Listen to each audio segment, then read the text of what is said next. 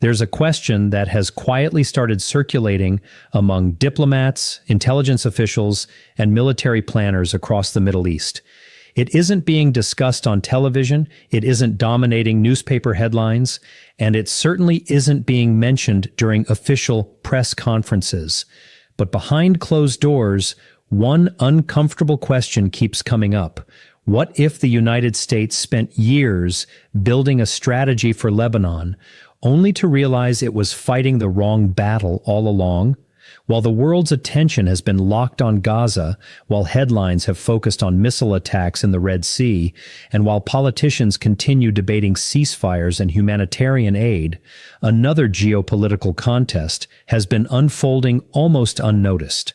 This isn't a battle fought with fighter jets or missiles. It's a battle fought through diplomacy, economics, political influence, and long-term strategy. And at the center of that contest sits one small country, Lebanon. For years, Washington believed Lebanon represented a rare strategic opportunity. The country had been pushed to the brink by one of the worst economic collapses in modern history. Its banking system nearly collapsed. Its currency lost most of its value. Public institutions struggled to function, and millions of Lebanese were simply trying to survive. To many American policymakers, this looked like the perfect moment to reshape Lebanon's future. The idea wasn't to launch another war or force political change through military intervention. Instead, the plan was much more subtle. Help rebuild Lebanon's economy, strengthen its state institutions, reconnect it with regional and international partners, and over time, gradually reduce the influence of armed groups operating outside government control. On paper, it was a sophisticated strategy. Rather than relying on bombs, it relied on investment. Rather than using military occupation, it used diplomacy. The belief was simple. If Lebanon became more prosperous and its official institutions became stronger, the country's political direction would naturally begin to shift. For a while, that assumption seemed reasonable, but there was one major problem. Iran wasn't playing by the same rules. Instead of confronting Washington's strategy head-on, Tehran quietly changed the strategic environment surrounding it. Rather than competing dollar for dollar, Iran focused on something far more difficult to replace: long-term strategic relationships, regional deterrence, and political influence built over decades. According to many regional observers, this is where America's biggest blind spot emerged. Washington believed it was competing for Lebanon's economy. Iran believed it was competing for the future balance of power across the entire Middle East. Those are two completely different games, and when two rivals believe they're playing different games, one of them usually misunderstands the board. To understand why this matters so much, we first need to answer a much bigger question. Why is Lebanon so important in the first place? To understand why Iran reacted so differently, we first need to understand what America's so-called three-way deal was actually trying to achieve. Despite the name, there was never a single agreement called the Lebanon Deal. There was no treaty signed in front of cameras, no dramatic summit where world leaders announced a new roadmap for the Middle East. Instead, what gradually emerged was a convergence of interests between three different players: the United States, Israel, and several key Arab states that had strengthened ties with Washington over the past decade. Each had different priorities, but they were all moving toward the same destination. The United States wanted to reduce the influence of Hezbollah without triggering another costly regional war. Israel wanted greater security along its northern border and fewer military threats positioned just across the frontier. Meanwhile, several Arab governments hoped Lebanon could be pulled back into the broader Arab political and economic system, reducing Tehran's influence across the Levant. Different motivations. One shared objective: gradually move Lebanon away from Iran's strategic orbit, not through military occupation, not through regime change, but through economic recovery, diplomatic engagement, and institutional reform. Imagine trying to redirect a massive cargo ship. You don't force it to turn instantly. You apply steady pressure over time until its course slowly begins to change. That was the logic behind Washington's strategy. The first pillar was economic recovery. Lebanon's financial collapse had devastated nearly every part of daily life. Banks restricted access to personal savings. Businesses shut their doors. Unemployment surged. Young professionals left the country in search of opportunities abroad. Entire neighborhoods struggled with constant electricity shortages and failing public services. American policymakers believed economic desperation created leverage. If international financial institutions, foreign investors, and regional partners helped rebuild Lebanon, they could also encourage political reforms alongside that recovery. The message was straightforward. The world is ready to help, but rebuilding the country also requires stronger state institutions, greater transparency, and a more stable political environment. The second pillar focused on diplomacy. Washington wanted Lebanon to deepen its relationships with Western governments, international organizations, and neighboring Arab countries. The goal was to strengthen the Lebanese state itself rather than relying on non-state actors to provide security or political influence. Notice how carefully the strategy was framed.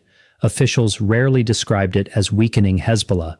Instead, they spoke about strengthening Lebanon, supporting the Lebanese armed forces, improving governance, expanding international partnerships. On the surface, these were difficult goals to oppose. Every country benefits from stronger institutions and economic stability, but beneath the diplomatic language remained the same long-term calculation. As official institutions became stronger, alternative centers of power would gradually become less influential. The third pillar was security cooperation. For years, the United States had invested in training and supporting the Lebanese armed forces. Intelligence sharing increased. Border monitoring expanded. International peacekeeping missions continued operating in southern Lebanon.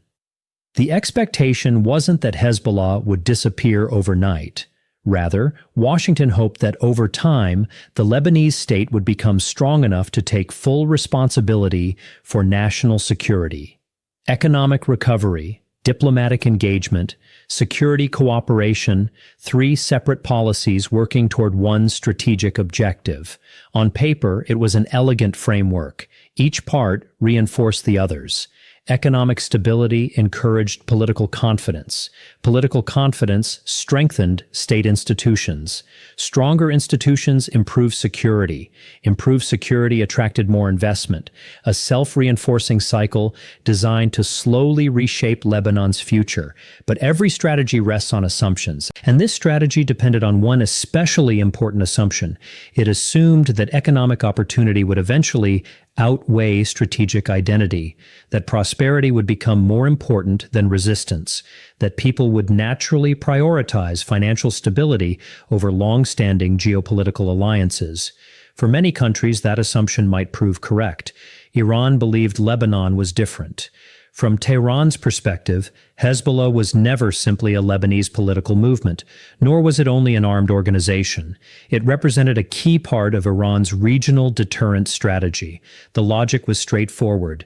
If pressure on Iran could create instability across multiple fronts, any potential military campaign against Tehran would become significantly more costly. Whether one supports or opposes that strategy is beside the point. Understanding it is what matters, because if Lebanon formed part of a much larger regional security network, then allowing it to gradually drift into another geopolitical camp wasn't simply a Lebanese issue. It affected military calculations stretching from the Mediterranean to the Persian Gulf.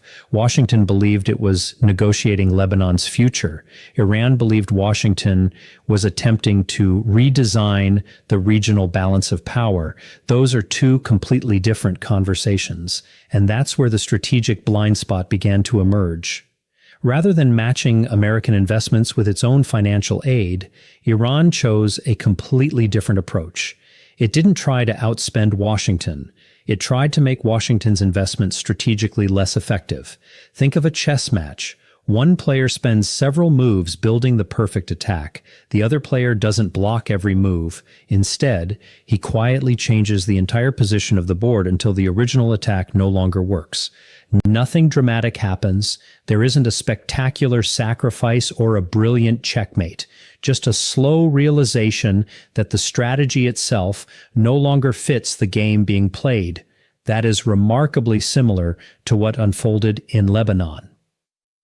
While Washington concentrated on rebuilding institutions and expanding economic partnerships, Iran focused on preserving strategic dependence.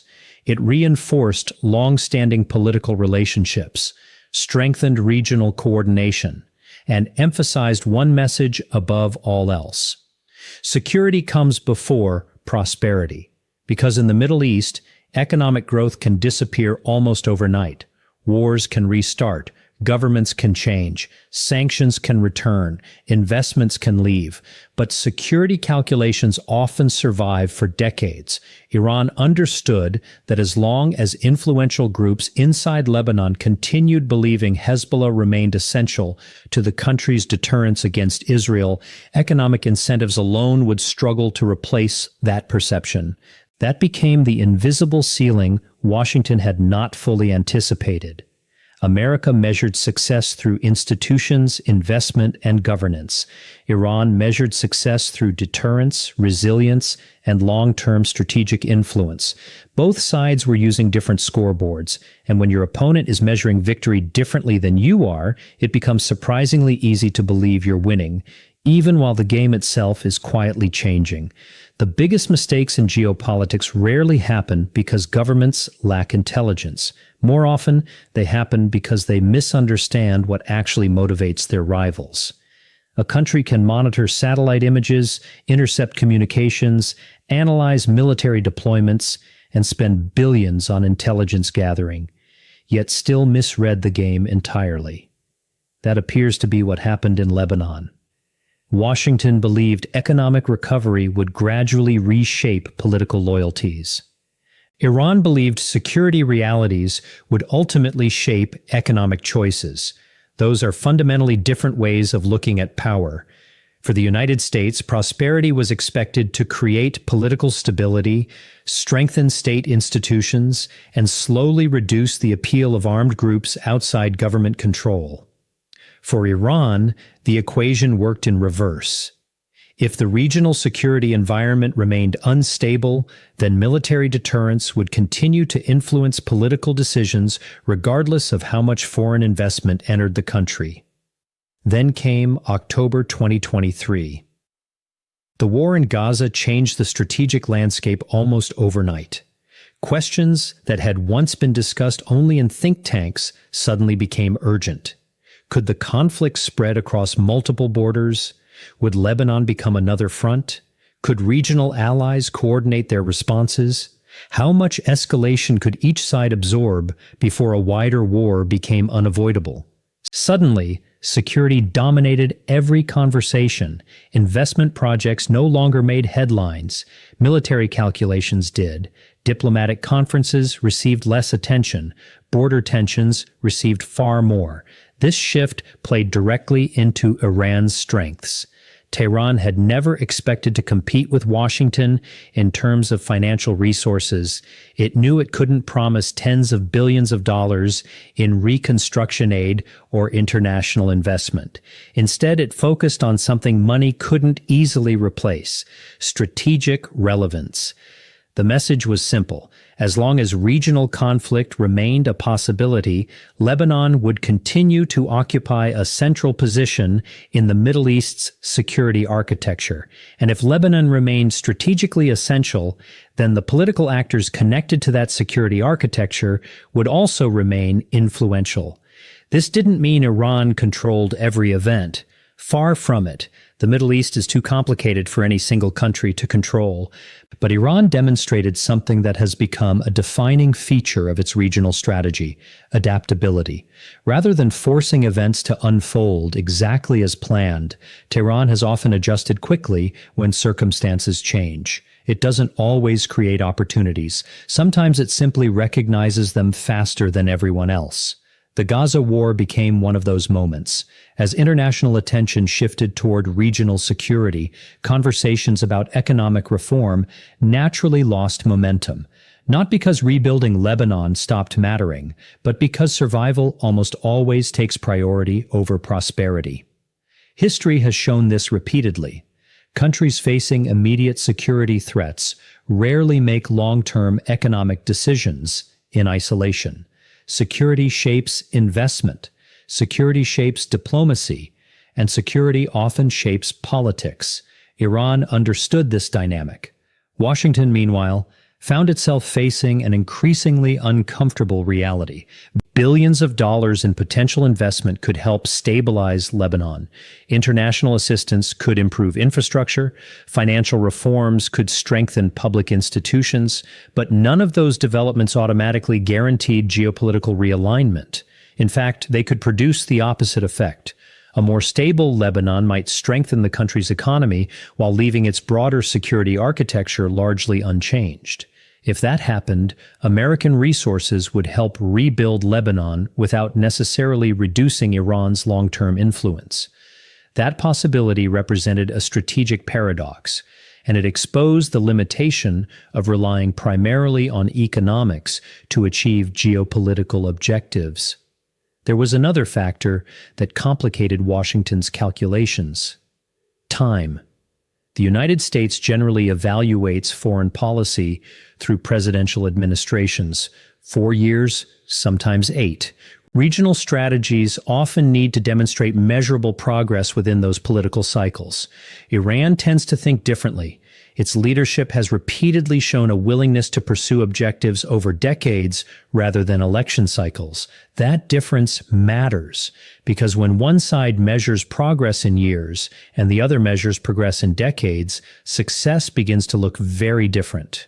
Iran didn't necessarily need America's strategy to fail dramatically. It simply needed to prevent it from succeeding quickly. Every delay created uncertainty. Every setback weakened momentum. Every unresolved political crisis reinforced the argument that Lebanon remained too strategically complex for simple geopolitical realignment. Momentum is one of the least discussed forces in international politics. When a strategy appears successful, allies become more confident, investors become more willing, governments commit additional resources, political support grows. But momentum works in both directions. If visible progress slows, questions begin to emerge. Was the strategy realistic? Are the objectives achievable? Should resources be directed elsewhere?